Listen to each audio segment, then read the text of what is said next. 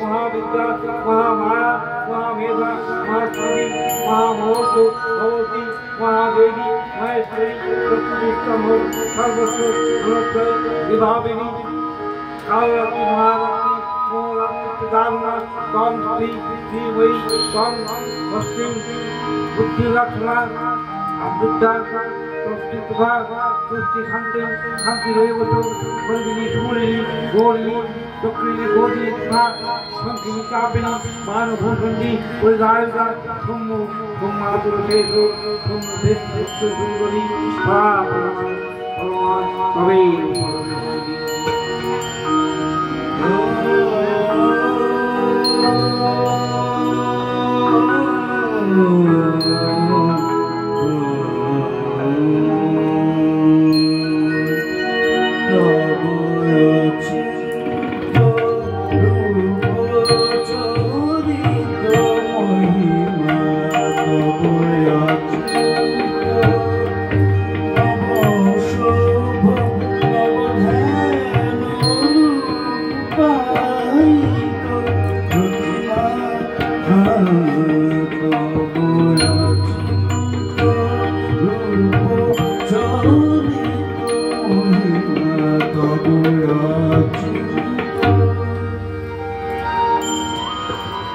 তখন পরমকারূপিণী তামসী দেবী এই উৎসবে প্রবুদ্ধা হয়ে বিষ্ণু অঙ্গপ্রত্যঙ্গ থেকে বায়ু হলেন।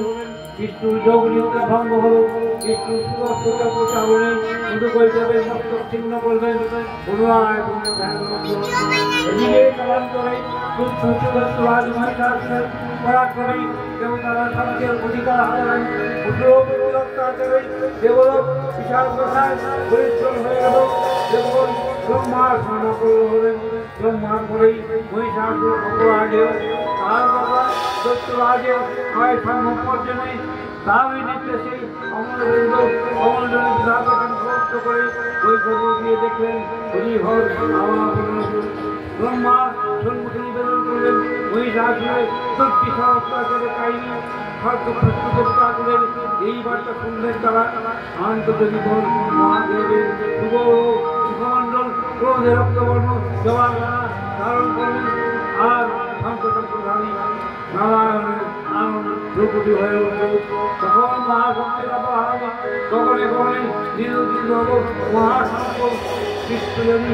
ব্রহ্মা উচ্চের প্রথম থেকে সেই রাশি শুরু হল। ব্রহ্মা দেবগণের নাম থেকে সেই নিত্য হল।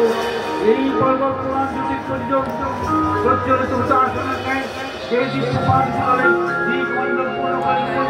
ওই দেবীর রাশি একত্র হয়ে স্বয়ং ব্রহ্মরূপিণী দিব্যশ্রী উৎপন্ন হল। তিনি জগন্মাতা মহামায়া এই দেবী নিজ বন্ধে ঘোষণা করলেন আত্মপরিচয়।